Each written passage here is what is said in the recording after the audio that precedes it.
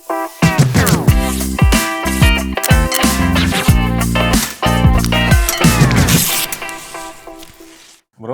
வாங்க. வணக்கம். எப்படி இருக்கீங்க? நல்லா இருக்கேன். நீங்கள் எப்படி இருக்கீங்க? நல்லா இருக்கேன் ப்ரோ. இந்த பாட்காஸ்ட் வந்து நான் இப்போ தான் புதுசாக ஸ்டார்ட் பண்ணேன். இந்த பாட்காஸ்ட்டுக்கு வந்ததுக்கு மிகவும் நன்றி ப்ரோ. Thank you very much. அழைத்ததுக்கும் நன்றி. Thank you very much bro. இவர் வந்து நல்ல மியூசிக் டைரக்டர். மியூசிக் வந்து ஒரு சுச்சுவேஷனுக்கு தகுந்ததை புரிஞ்சு பண்ணக்கூடிய ஒரு மியூசிக் டைரக்டர். ஸோ இவர் முன்னாடி வச்சுட்டே புகழக்கூடாது இல்லை ப்ரோ. பட் ஸ்டில் கிரெடிட்ஸ் வந்து ஷுட் பி தேர். நீங்கள் பண்ண பாடல்கள்லாம் நான் கேட்டிருக்கேன், அருமையான பாடல்கள். மியூசிக் வந்து ஜெனரலாக எல்லாருமே legends in music. Okay, so உங்களுக்கு பிடிச்ச லெஜெண்ட் மியூசிக் டைரக்டர்னா நீங்கள் யாரை சொல்லுவீங்க? லெஜெண்ட் அப்படின்னாக்க பாருங்கள், இது எனக்கு ரெண்டு எப்படி அம்மா அப்பா மாதிரி. நான் தொட்டில் வளர்ந்து வரும்போது வந்து இளையராஜா சார் பாடலை கேட்டேன். அது ஆஃப்கோர்ஸ் அது அப்படியே ஊர்னது எனக்கு வந்து லைக் ப்ரைமரி ஸ்கூல்லாம் படிக்கும்போது இந்த ராஜா சார் பாட்டு தான். சரி, ரசிக்காதவன் யாருமே இல்லை. ஆமாம். ஸோ அப்படியே கேட்டு வளர்ந்த ஒரு தருணத்தில் அப்புறம் பார்த்தீங்கன்னா நான் வந்து லைக் பிறகு செகண்டரிலாம் போன பிறகு Rahman sir. That was a different era bro. ஆமாம். இன்னொரு அப்போது எப்படி இருந்ததுன்னா, எங்கள் வீட்டிலலாம் அந்த பிளேயர் ரிசீவர் இருக்குல்ல, என்னது ரேடியோ இருக்கும். அப்போ அந்த ரேடியோ வந்து ராஜா சார் பாடலை கேட்டு அப்படியே வளர்ந்துட்டோம். திடீர்னு அந்த ரேடியோ கலர் மாறின மாதிரி ஒரு ஃபீல் வந்தது. கலர் மாறிடுச்சு. என்னது இதில் என்ன செஞ்சோம், எந்த அப்கிரேட் அப்பெல்லாம் என்ன அப்கிரேட் ஒன்றும் கிடையாது. அதே ரிசீவரு, ஆனால் சத்தம் மட்டும் வேறையாக இருந்தது.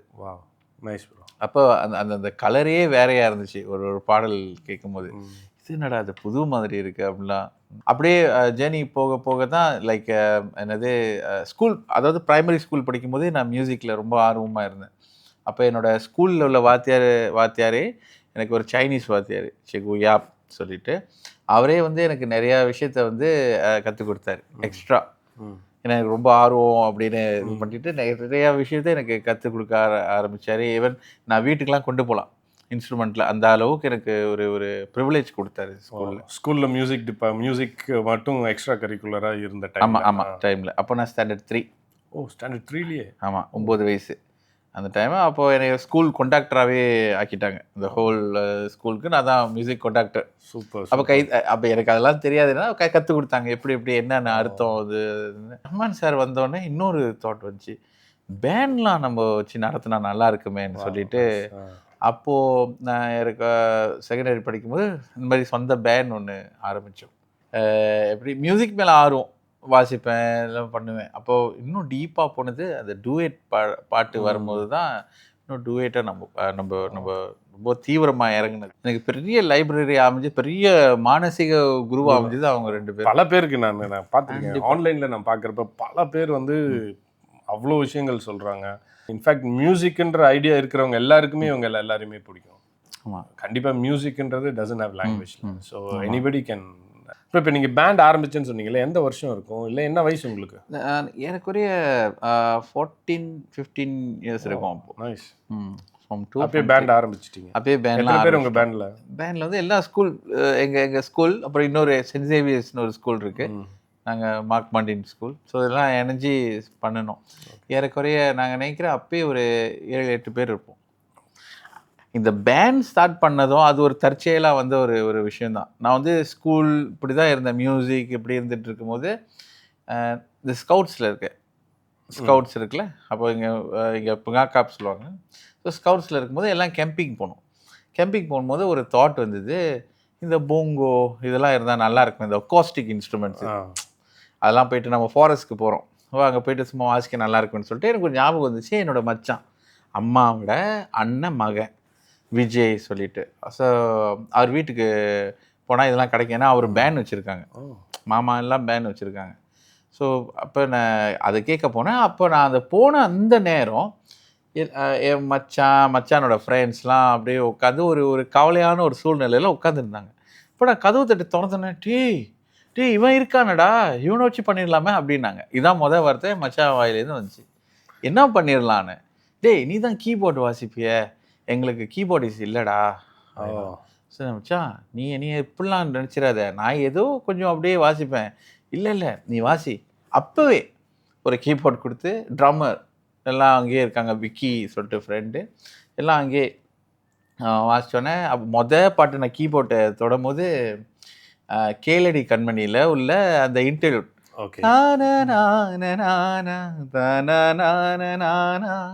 அதை வாசித்தேன். இது போதண்டா சொல்லிட்டு சந்தோஷமாயிட்டாங்க.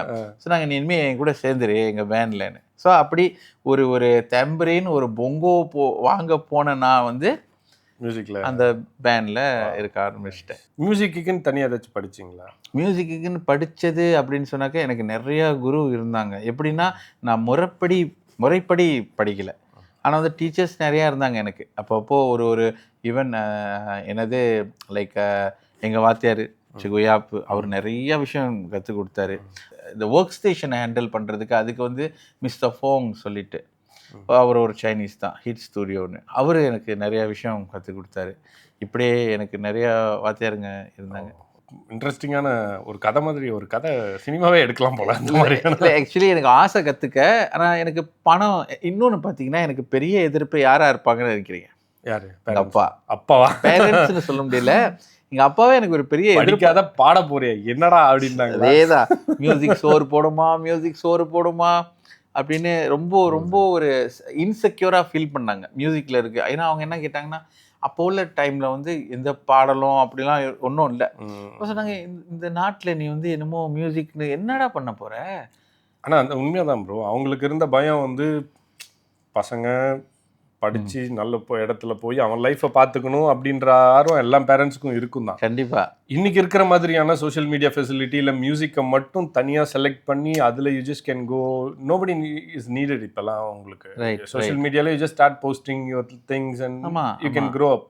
அன்னைக்கு இந்த மைண்ட் செட்டில் இன்னைக்குமே அதை புரிஞ்சிக்காதவங்க தான் நிறைய பேர் இருக்காங்க. Because it is not so familiar and it is not என்ன சொல்கிறது, conventional job or conventional business கிடையாது, ரெகுலராக பண்ணக்கூடிய தொழிலோ பிஸ்னஸோ கிடையாது ஆன்லைன் மீடியம். அதனால யாராலையுமே அதை ஜீர்ணிக்க முடியல. ரைட். இன்ன வரைக்கும் ஒவ்வொரு வீட்டில் பார்த்தீங்கன்னாக்கா அவங்கள பொறுத்த வரைக்கும் எங்கே வேலை செய்கிற, நான் வந்து மியூசிக் பண்ணுறேன், மியூசிக்கா அது ஒரு வேலைன்னு சொல்றேன் அப்படின்னு கூட சொல்றவங்க இன்னமும் இருக்காங்க. காலங்காலமா நம்மளுக்கு தொழிலோ இல்ல ஜாப்னா ஒரு இடத்துல போய் ஒரு வேலை செஞ்சு some work is required.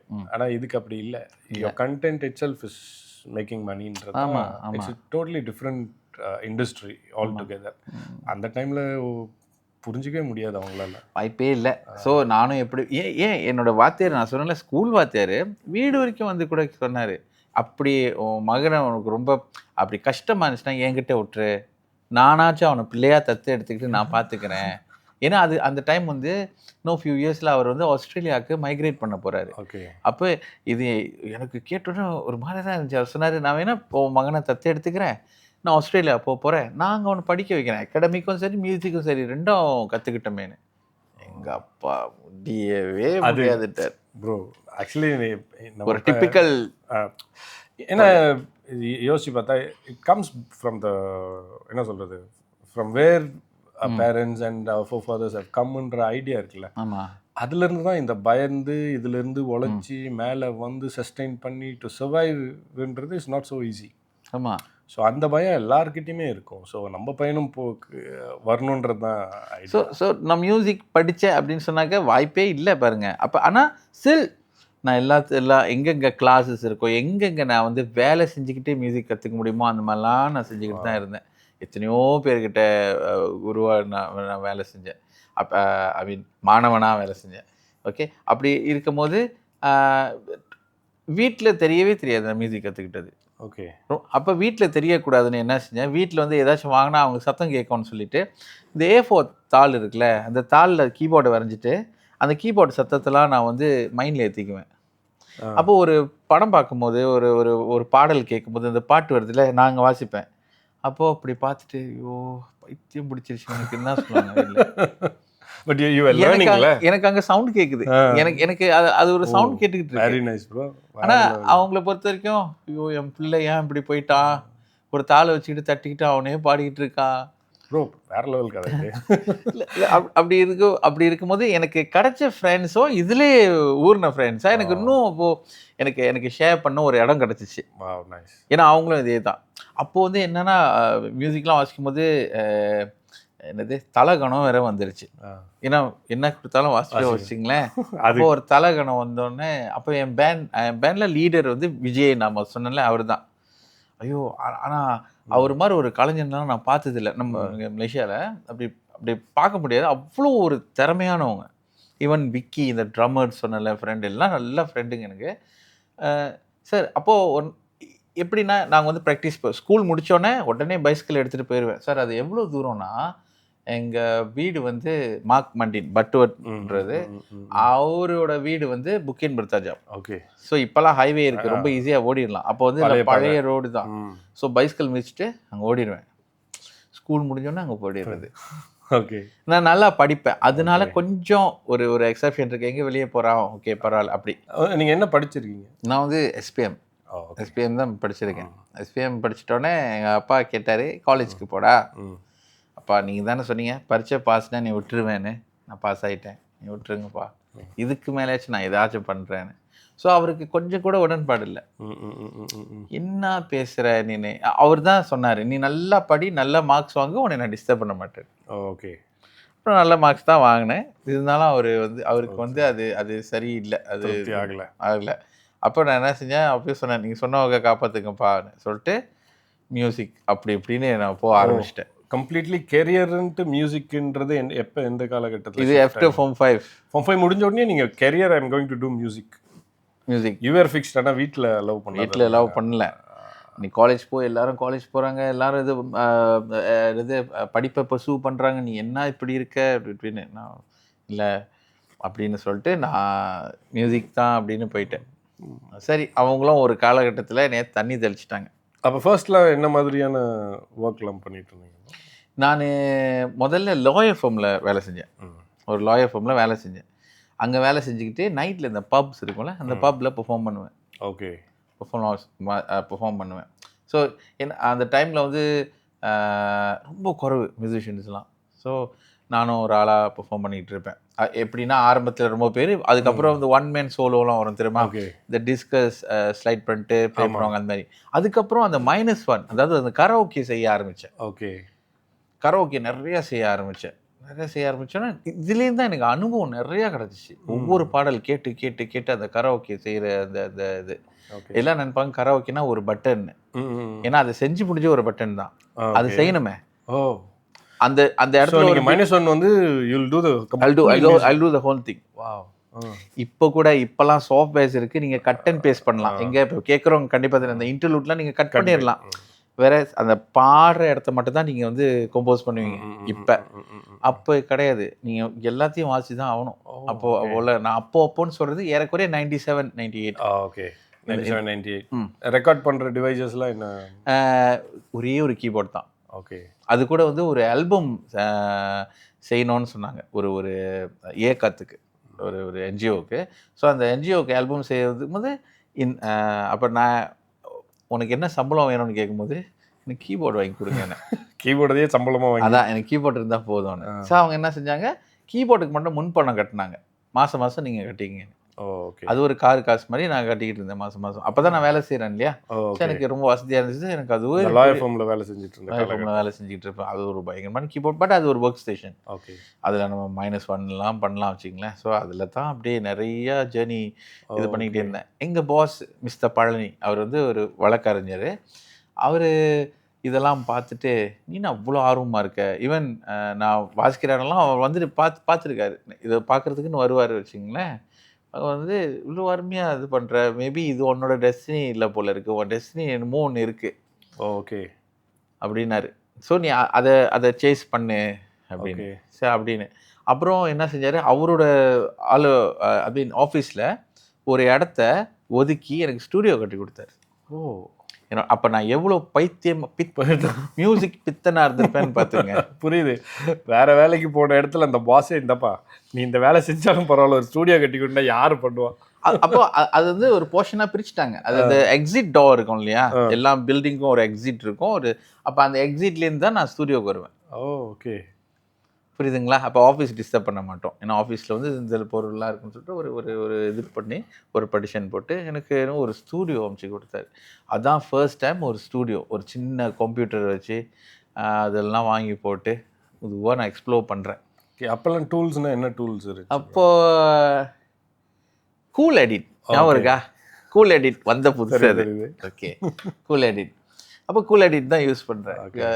Cool edit நானும் என் ஃப்ரெண்ட்ஸும். அப்போ அது கூட என் ஃப்ரெண்ட் தான் வாங்கி கொடுத்தான் எனக்கு. அவன் எல்லாம் எனக்கு கீபோர்ட்லேயே நான் பண்ணுறனால அப்போ என் ஃப்ரெண்டு வேதா சொல்லிட்டு அவன் என்கிட்ட சொன்னான், டேய் எனக்கு என்னமோ அன்றைக்கி தேவா சார் இன்டர்வியூ பண்ணாங்க பார்த்துண்டா, அந்த இதில் ஜூம் பண்ணிலாம் பார்த்துருக்கானா, ஃபோட்டோ பிடிச்சி சொன்னான், இது வேறு என்னமோடா நீ இந்த மாதிரி கீபோர்ட் இதுலேயே இல்லை, ஏன்னா இல்லை மெமரி பத்தாது. அப்போது சொன்னால் கம்ப்யூட்டரில் பண்ணு, கம்ப்யூட்டரில் தான் நிறையா மெமரி நம்மளே போட்டுக்கலாம் ஹார்ட் டிஸ்க்குன்னு. ஐயோ நல்லா இருக்கு, ஓகே. அப்போ அதனால தான் கூல் எடிட் ஸ்டார்ட் பண்ணோம். ஓகே, அதில் எக்ஸ்ப்ளோர் பண்ண ஆரம்பித்து அதுலேயே பாட்டு ரெக்கார்ட் பண்ணி, என்ன பாட்டு, தேசிங்க ராஜா தரரர அந்த பாட்டு தான் மொதல் பாட்டு கூல் எடிட்டில், மாதவன் படம். நம்ம அதை பண்ணுறோம் அந்த சீசன். எனக்கு அக்யூரேட்டாக இயர் தெரியல, பட் இதெல்லாம் பண்ணிகிட்டு இருக்கோம் அந்த சீசனில். ஸோ அப்போ வந்து ஒரு பெரிய குரூப்பே எங்களுக்கு வந்து சேர ஆரம்பித்தாங்க. அப்போ ஃபர்ஸ்ட் ஃபுல்லாக வந்து சினிமா பாடல்களை வந்து நீங்கள் ரீக்ரியேட் பண்ணிக்கிட்டே இருக்கிறீங்க. ஓகே, ரீக்ரியேட் பண்ணுவோம். படம் வந்துச்சா அந்த படத்தை சும்மா எடுத்துகிட்டு இந்த வாய்ஸ்லாம் எடுத்துகிட்டு நாங்களே டப்பிங் கொடுப்போம். சும்மா அது சும்மா ஒரு விளையாட்டுக்கு தான் செஞ்சோம். டப்பிங்லாம் அப்பயே வந்து ட்ரை பண்ணியிருக்கீங்க? ட்ரை பண்ணியிருக்கேன். அது ப்ராப்பராக தெரியாது, இருந்தாலும் எங்களுக்கு வோக்கல் பூத்லாம் இருக்குது எல்லாம் கட்டி அந்த மாதிரி. ஓகே, அந்த ஏஜ்க்கு எக்ஸ்ப்ளோர் பண்ண வேண்டியது பண்ணியிருக்கீங்க. அப்போது அந்த பேண்டில் வேறு யார், வேதா இருந்தாங்க, விஜய், விக்கி, பெஞ்சமின், இப்படி அதுலேயே திலீப் வர்மன் அப்படின்னு அவரும் இருந்தார். ஸோ அப்படி இருக்கும்போது தான் நாங்கள் அப்பப்போ ஓகே நீ தான் மியூசிக் டைரக்டர், ஓகே நீ தான் சிங்கர் அப்படின்னு நாங்கள் எங்களை வந்து நீங்களே டிபார்ட்மெண்ட் பிரிச்சுட்டு நீங்களே வேலை செய்யாது. ஓகே, மியூசிக் டைரக்டர் நான் தான், ஓகே நீ வந்து சிங்கர், இப்படிலாம் இது பண்ணிக்கிட்டு பாட்டு எழுத ஆரம்பித்தோம். ஓகே, சொந்த பாட்டெலாம் இப்படி செய்வோம் அப்படி செய்வோம், அப்படியே டெவலப் பண்ணது தான். இப்போ நீங்கள் வந்து ஃபர்ஸ்ட் உங்களோட இண்டிபெண்டன்ட் சிங்கிள்னு ஒன்று ரிலீஸ் பண்ணியிருக்கீங்களா? அது எந்த வருஷம் ஃபர்ஸ்ட் இண்டிபெண்டன்ட் சிங்கிள்? இந்த சென்ஸ் நீங்கள் ஃப்ரெண்ட்ஸாக டீமாக வந்து சினிமா பாட்டு இல்லாத உங்களோட ஓன் கம்போசிங்கில் ரிலீஸ் பண்ணதுன்னா எந்த வருஷம்? ஆனால் ரிலீஸ் அப்படின்லாம் இல்லை. ஏன்னா அப்போ வந்து எங்கே கிரியேட் பண்ணதுன்னா இருக்குது, நிறையாவே இருக்குது, இன்ன வரைக்கும் வெளியாகாமே கிடைக்காதெல்லாம். ஓகே, நிறையா இருக்குது. அப்போ அது மாதிரி கிரியேட் பண்ணி எங்கே அதை இது பண்ணுறது தெரியும். ஏன்னா விற்பனைக்கா அப்போ சிடி தான். அப்போ சிடிக்கெலாம் எங்கே நம்ம போகிறது அப்படின்னு கண்டிப்பாக பாஸ் கேட்டால் செய்வார். பட் எனக்கு அது எவ்வளோ தான் அவரை இது பண்ணுறதுன்னு சொல்லி நான் அவரை டிஸ்டர்ப் பண்ணதில்லை. பட் அது மாதிரிலாம் நிறையா க்ரியேட் பண்ணி வச்சுருக்கோம். பட் அது க்ரியேட் பண்ணதெல்லாம் இன்ன வரைக்கும் நானும் பாட்டாகவும் ஆகலை, அப்படியே இருக்குது. ஓகே, பட் ஸ்டில் இன்னமும் வச்சுருக்கீங்க அதெல்லாம் பாடினா என் ஃப்ரெண்ட்ஸ்க்கு ஒன்றே எங்களுக்குள்ளே வந்து அன்பு மலர்களே அந்த மாதிரி எங்கள் ஃபேமிலி பாட்டு இந்த பாட்டு இது நம்ம அந்த மாதிரி. இப்போ வந்து ஒரு பிளான் பண்ணோம், டே வாடா நம்ம வந்து கேளுக்கு போயிடுவோம் எல்லாமே, இங்கே கத்திக்கிட்டு இருந்தால் கேட்க மாட்டுது, பினாங்கில் கத்துனா பினாங்க அப்போது புலாவ் பினாங், அப்போ இங்கே கத்துனா கேட்க மாட்டுது, கேலில் கத்துனா ஒரு வேலை கேட்கும், கேளுக்கு போயிடுவோமான்னு. அப்புறம் எங்கள் ஃப்ரெண்ட்ஸ்க்கு அப்போலாம் வந்து கேர்ள் ஃப்ரெண்ட்லாம் இருக்க ஆரம்பிச்சிச்சு, அந்த மாதிரி சீசன் பாருங்க. அப்போ எல்லாரும் ஓகேன்ட்டாங்க. ஓகேன்னு சொல்லிட்டு நாங்கள் கிளம்புற நேரத்தில் நான் ஒண்டி தான் கிளம்புறேன், வேறு யாரும் வரல. அப்போ நீங்கள் இல்லைடா எங்களுக்கெல்லாம் கமிட்மெண்ட் இருக்குது, இது இருக்குது அது இருக்குன்னு. எங்கள் அப்பா கிட்ட கேட்டு சம்மதம் வாங்கினது பெரிய தலைவலியாச்சு. சரி, எங்கள் அம்மா சொன்னாங்க, முன் வச்ச காலை பின்னால் வைக்காத, நீ இவ்வளோ நாள் இந்த மியூசிக் தானே சொன்னேன், எதையாச்சும் ஒன்று போய் சாதிச்சுட்டு வா. இதுதான் எங்கள் அம்மாவோட வேர்ட். அப்புறம் ஓகே, அம்மாவோட வார்த்தையே எனக்கு பலமாக இருந்துச்சு. பட் அப்பாவோட அப்படிலாம் கிடையாது. என்ன ஆக போகுது அப்படிதான் சொன்னாங்க. நான் போகுது பேக்கை தூக்கிட்டு போ அப்போ நான் சொன்னது, வா ஆசீர்வாதம் மட்டும் பண்ணி அனுப்புங்க, எனக்கு வேற எதுவும் நான் உங்கள்கிட்ட கேட்கல அப்படி. சூரியவம்சம் சரத்குமார் மாதிரி போனார். சரி, அதுவே எனக்கு பெரிய பிளஸிங்காக இருந்துச்சு. சரி, அப்பா வந்து என்னை வந்து ஒரு சபிச்சிலாம் அனுப்பலை. ஓகே, யாரும் இப்போ பாஸ்ட்டு போய் சொல்லணும். பாஸ்ட்டையும் சொன்னேன், சார் இந்த மாதிரி நான் கேலில் போயிட்டு லக் ட்ரை பண்ணேன். பாஸும் அதே சொன்னார், all the best, but remember நீ வந்து ஒரு பெரிய ஃபாரஸ்ட்குள்ளே போகிற வார் ஜோன் மாதிரி நீ போகிற, உனக்கு யாரும் அங்கே இருக்க மாட்டாங்க. கரெக்ட். ஏன்னா நீ வந்து யாரையும் தெரியலன்ற, ஒன்றும் தெரிலன்ற, நான் போகிறேன்ற, நீ எப்படி அங்கே போய் எப்படி செய்ய போகிறேன்னு தெரியல. பட் எனக்கு ஒரு நம்பிக்கை இருக்குது, உங்ககிட்ட ஏதோ ஒன்று இருக்குது, அது உன்னை காப்பாற்றும். ஒரு ஆனால் ஒரு காலகட்டத்தில் உனக்கு வந்து முடியலன்னு தெரிஞ்சால் இந்த ஆஃபீஸ்க்கு அது உனக்கு என்றைக்குமே திறந்துருக்கும். நீ வா, எனக்கு பிரச்சனை இல்லை. ஆனால் இப்போ அது ஒரு கான்ஃபிடன்ஸ் தான் ப்ரோ. ஓகே, நம்ம மிஸ் ஆகுது ஆகலை, நம்ம ட்ரை பண்ணிவிடுவோம் அப்படின்ற கான்ஃபிடன்ஸ் தான். இன்கேஸ் ஏதாச்சும் சொன்னாலும் சர்வைவல்க்கு யூ ஹேவ் சம்திங். ஆமாம், தட்ஸ் அது ஒரு பெரிய சப்போர்ட் ப்ரோ. அது சாதாரண சப்போர்ட் இல்லை. அதான் ஆமாம், அந்த வார்த்தையே எனக்கு பெரிய வார்த்தை தான் அவர் சொன்னது. அப்புறம் எனக்கு கமிஷன்லாம் கிடைக்கும். எனக்கு லாயர் ஃபார்மில் வேலை செய்கிறதுனால அப்படிப்பட்ட எனக்கு ஒரு பாஸ். ஓகே, கமிஷன்லாம் வைப்பேன். அப்போ நான் கேஎல் வந்து கூட நான் ரொம்ப கஷ்டப்பட்டேன் பிரதர். கொஞ்சம் இல்லை. எந்த வருஷம் வந்தீங்க கேஎல்க்கு? 2003. 2003னா இது ஆல்மோஸ்ட் 21st இயர். ஆமாம் ஆமாம். ஏன்னா நான் நினச்சேன் இந்த படம்லாம் ரொம்ப பார்த்து நம்ம லைத்து போச்சா, நம்மக்கிட்ட ஏதோ கொஞ்சம் திறமை இருக்குது, பண்ண வந்துடலான்னு. விதி அப்படின்னு ஒன்று நான் சந்திக்காம விட்டுட்டேன். விதி அப்படின்னு ஒரு விஷயம் வந்து என்னைய வந்து ஆனால் ஷேப் பண்ணுச்சு ப்ரோ. உண்மையாக சொல்ல போனால் அதான் என்னைய ஷேப் பண்ணுச்சு.